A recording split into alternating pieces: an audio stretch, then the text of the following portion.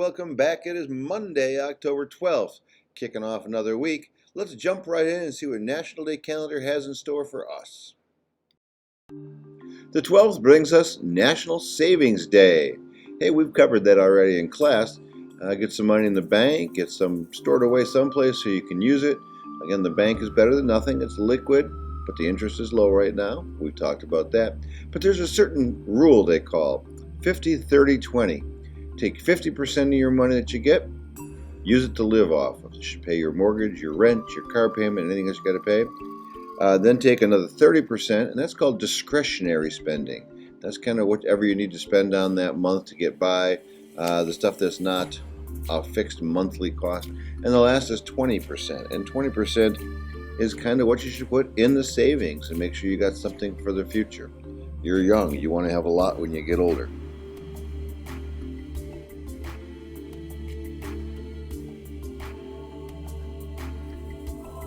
The 12th also brings us National Free Thought Day. Kind of like this one. Don't rely on everybody else's thoughts and opinions, especially in this political time where everyone wants to hear their opinion come out of your mouth.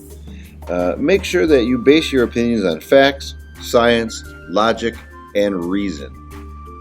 And at the same time, respect others who don't agree with you. It doesn't have to be a fight, you know. National Farmers Day is also today. Today is a great day to respect and honor those hardworking farmers in the midst of their harvest season right now. This goes back to the 1800s. Our country used to be very agricultural. In fact, this area, East Troy, used to be very agricultural. In the year 1900, 40% of the population was involved in agricultural production. Nowadays, we're down to 1 to 3% of our population work in the fields to feed us. You got to understand, farmers contribute $100 billion to the economy every year. The number one crop that we do export, 60% of our soybeans, or 60% of what we export of soybeans, goes to China.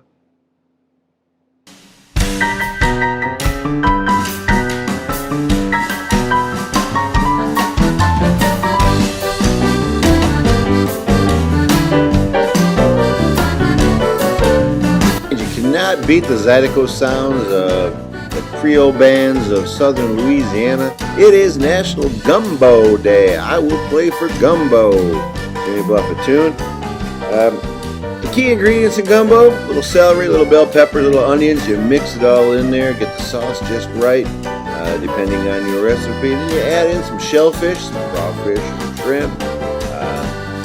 You might get in some sausage instead. You toss it all over rice, and you got yourself a delicacy. I've been down in Louisiana, and they make that stuff hot. National Gumbo Day, y'all.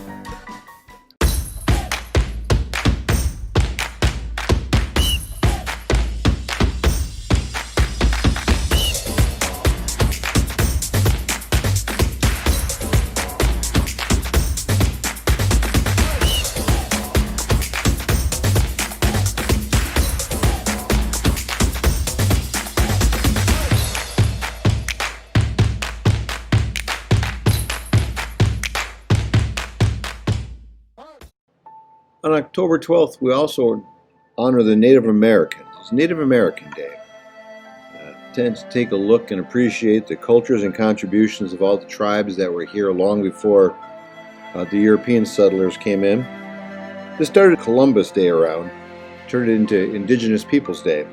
Many people do look at doing that now rather than look at Columbus, who treated the natives as slaves, and reward that, but we look at the people, again, the culture and contribution that was brought by those groups here. Here in Wisconsin, we do have 11 Native American tribes, many of them up north.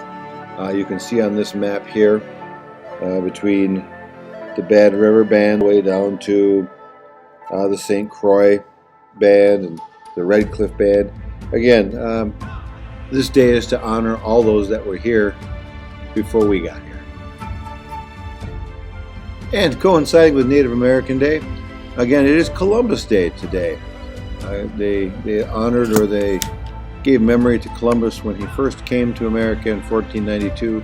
Not our America, but the Americas, Bahamas, was where he landed. Today is Columbus Day.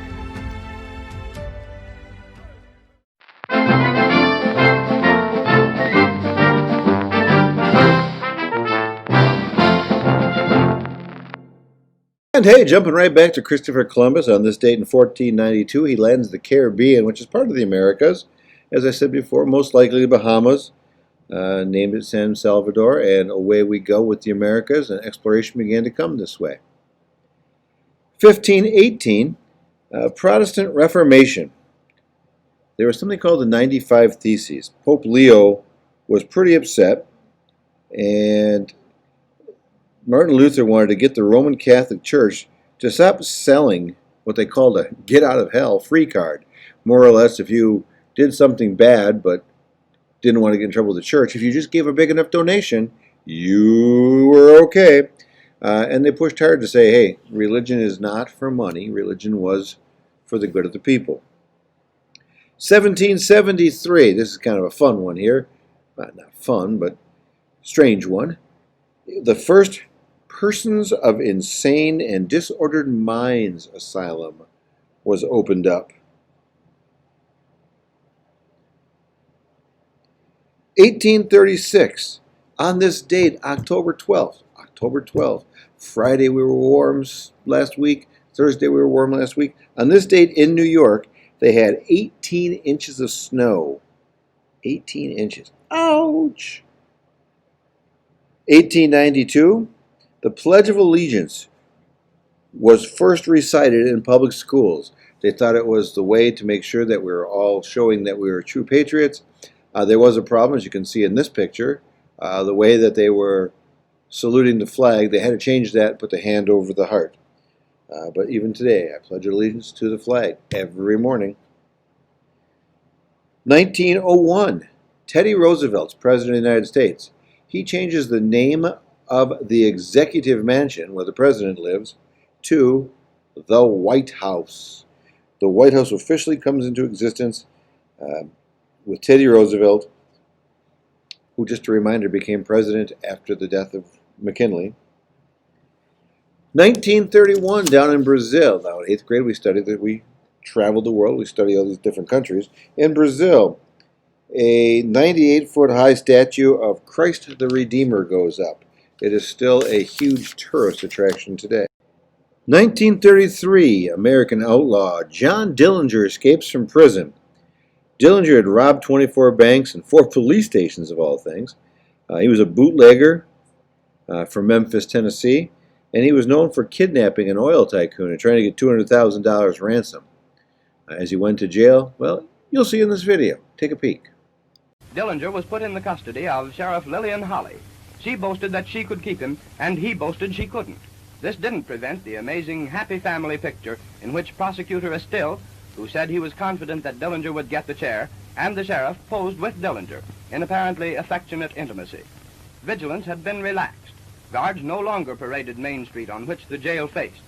Business as usual went on outside, and inside the sheriff busied herself making pies. But behind the brick walls, Dillinger was whittling at a piece of wooden washboard and making plans. At 8:30 in the morning, armed with his wooden toy pistol, and walked out. Through this kitchen and out the side entrance, unmolested and unhurried, the trio went. At the high backyard gates, Youngblood clambered over to survey the street beyond, while the more leisurely Mr. Dillinger and his companion strolled through the police garage, which seems to have been unlocked and unguarded. Reunited outside, Dillinger and his 2 companions marched down this pleasant street, where respectable people were having their breakfast, turned to the left into this alley, and made for the side door of the Main Street garage, the front entrance of which is next to the criminal court building, which in turn is next to the jail he had just left. In short, he went around the block, forced a garage man to join his party, and escaped in the sheriff's speedy car. 4 gentlemen together, 2 representing law and order, and 2 representing the world of crime. Within a few minutes, Crown Point had become the laughingstock of the world, and John Dillinger the most wanted man in America. 1973 brought some change to the White House. President Richard Nixon, being embroiled in the Watergate scandal, saw his vice president, Spiro Agnew, resign. Well, on this day, Nixon nominated Gerald Ford to become the next vice president of the United States of America. It wouldn't be long after that Nixon himself resigned, and Ford would become the only president to take office, having never been elected to a seat in the White House. And in 1979, basketball fans, the very first NBA three-point shot was made by a Boston Celtic named Chris Ford.